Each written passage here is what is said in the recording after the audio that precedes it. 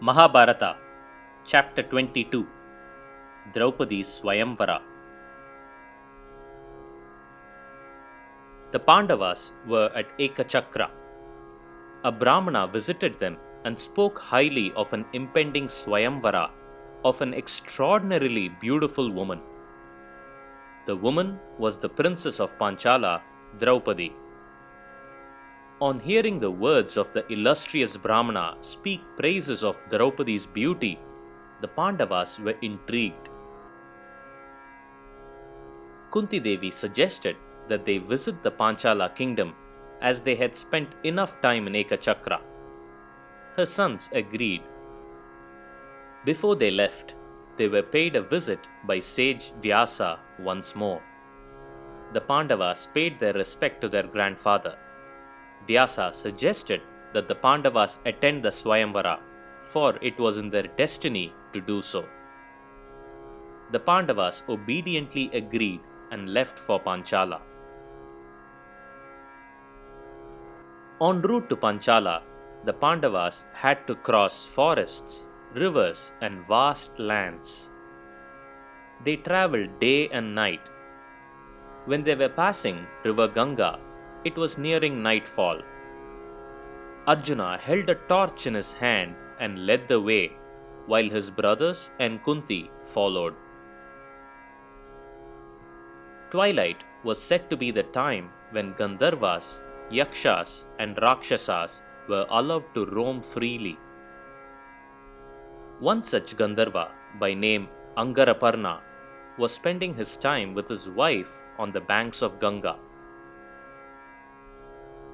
Gandharvas were celestial warriors who had tremendous powers. They were capable of going everywhere at will. Angaraparna was disturbed by the Pandavas and angrily addressed them. "Who is it that disturbs me? Insolent humans! Don't you know that this time is meant for Gandharvas to enjoy? Why do you disturb me while I gratify my senses? How dare you approach me?" Saying this, the Gandharva raised his bow and fired arrows at the Pandavas. Arjuna stopped all the arrows with his shield and started fighting with the Gandharva. Arjuna knew that ordinary weapons would not defeat the mighty Gandharva. He hurled Agneya, a celestial weapon, at Angaraparna. This weapon was taught to Arjuna by Drona. The weapon hit the Gandharva's chariot and it burned to ashes at once. Angaraparna fell down. Arjuna dragged the defeated Gandharva by his hair, but Yudhishthira intervened and asked Arjuna to spare his life. Arjuna let go of Angaraparna. Angaraparna spoke out, "O mighty warrior, you have spared my life. In return, I wish to give you a gift. There is a special science of vision called Chakshrushi. Only Gandharvas possess knowledge of this science, which we obtain after practicing severe austerities. I will give you this magic power of vision. This vision will allow you to see anything in any world, whether heaven or earth or the underworld. This special vision will also enable you to create illusions simply by wishing it." Arjuna replied, "O Gandharva, I do not wish to take this gift for sparing your life. But if you want to be my friend, let me give you my weapon of fire, Agneya, that I used to burn down your chariot, and in return, I'll accept your gift." The Gandharva agreed. Thus, Angaraparna the Gandharva and Arjuna became friends. He also gave to each of the Pandavas 100 celestial horses each, which the Pandavas said they will ask for when they need it. A note to the listener. The Gandharva Angaraparna and Arjuna had a lengthy conversation in the original version of the Mahabharata. In this conversation, the Gandharva relates several stories of the genealogy of the Pandavas and also told them in detail about the sages Vasishta and Vishwamitra and about their rivalry. The extent of those stories are beyond the scope of this narration. There is, however, a noteworthy genealogy to mention. Sage Vasishta had a son called Shaktri. Shaktri's son was sage Parashara.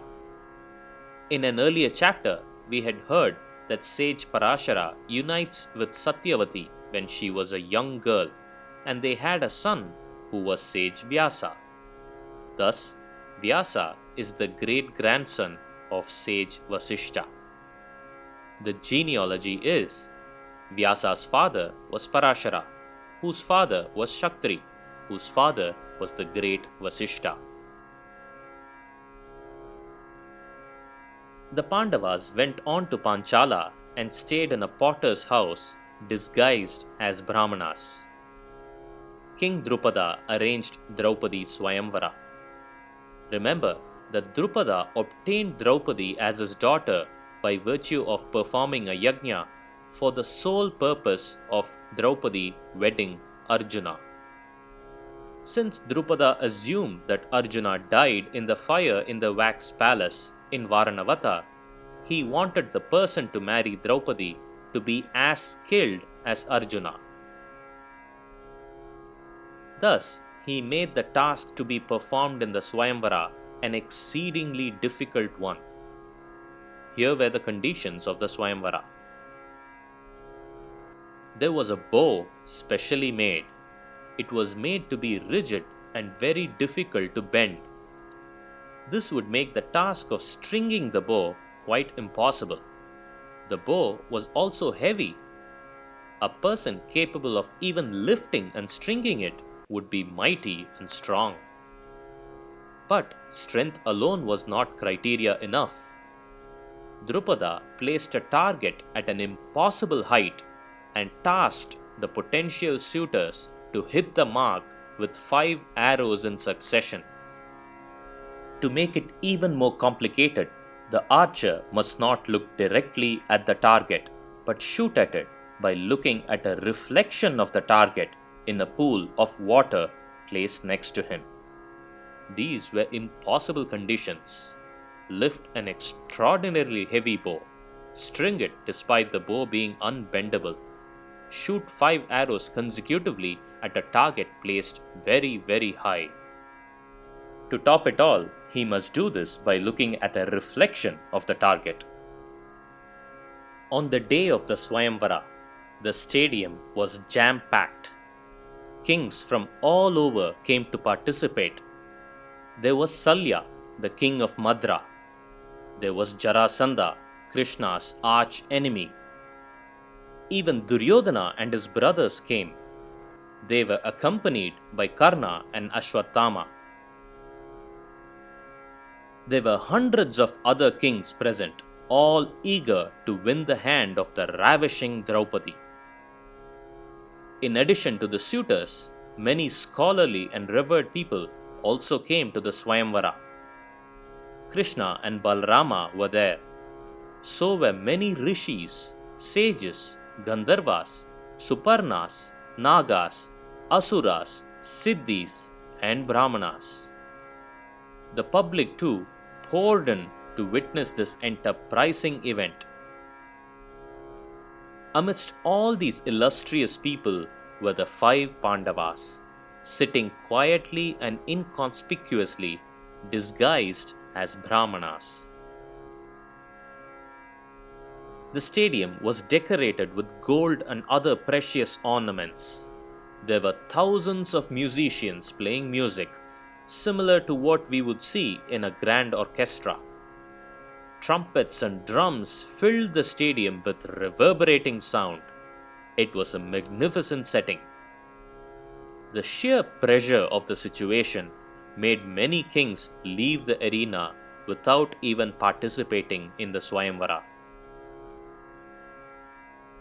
Shortly, Drishtadumna arrived at the stadium, closely followed by Draupadi. The entire stadium gasped on seeing Draupadi. She was mesmerizingly beautiful. She was dark with long flowing hair. She was clad in jewelry befitting a princess. The eyes of every king and prince were fixated on her. While all this was happening, Krishna whispered to Balrama, saying, "See there, that's Yudhishthira in disguise, along with the other 4 Pandavas."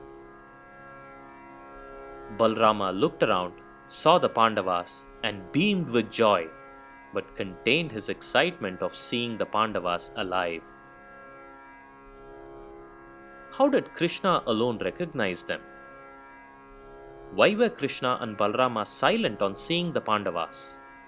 Well, who were Krishna and Balrama in relation to Mahabharata?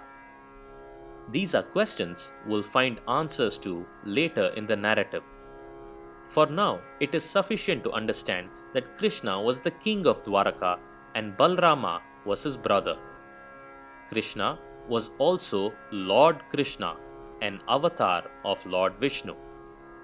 We'll discuss Krishna in detail in the subsequent chapters. The Swayamvara began. Many kings attempted the task, but most could not even budge the mighty bow, not even an inch. They all returned to their seats humiliated. Sisupala, Jarasandha and Salya managed to lift the bow, but it was too rigid to string. The bow jumped out of their hands and those mighty warriors fell to their knees to avoid being crushed by the weight of the bow. Jarasandha was so humiliated that he didn't even return to his chair. He quietly left the Swayamvara and returned to the kingdom. Then came Karna. He lifted the bow with ease. The audience gasped. He strung it too and held it majestically in his hand. As he got ready to take aim with an arrow, Draupadi loudly spoke out, "I will not marry a Sutta, a son of a charioteer." Karna didn't look back. He dropped the bow quietly, chuckled to himself, glanced up at the sun once, and walked away. Finally, Arjuna, disguised as a Brahmana, walked over. The audience were clamoring. Some ridiculed the idea that a Brahmana should even attempt something that great Kshatriyas failed at. Some were cautiously optimistic. Arjuna raised the bow with ease, like lifting a stick. The crowd saw in awe. He strung the bow in a flash, and before anyone could even have the time to react, he shot 5 consecutive arrows that hit the mark right in the center, making the target fall through the majestic machinery that was hoisted up. The audience clapped loudly. The musicians sounded their trumpets and drums. Brahmanas waved their scarf, and the humble Kshatriyas bowed their heads in shame. Draupadi beamed at the sight of Arjuna, who had just done the impossible. Her eyes were twinkling, and those who saw her knew at once that she had mentally chosen her husband. She walked over shyly and placed a garland around Arjuna's neck, and they walked away from the center of the arena towards King Drupada. Many Kshatriyas in the stadium were angry that a mere Brahmana had performed this feat that most of them could not. In humiliation, they waged war with Drupada, shouting that they will kill him and his son Drishtadyumna if they did not get Draupadi married to one of them instead. Before anyone could attack, Bhima took position between the newlywed and the crowd of Kshatriyas. He uprooted a tree and threw it at them. He started fighting them single-handedly in the true Bhima fashion that only he was capable of.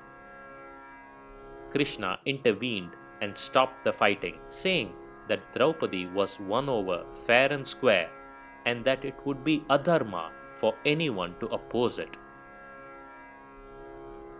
The fighting ceased, the stadium emptied, and the families with some highly revered sages and friends remained behind. Though it was Arjuna who won over Draupadi, she goes on to become the wife of all 5 of the Pandavas. We will see this and the karmic reason behind this extraordinarily polyandrous decision in the next chapter.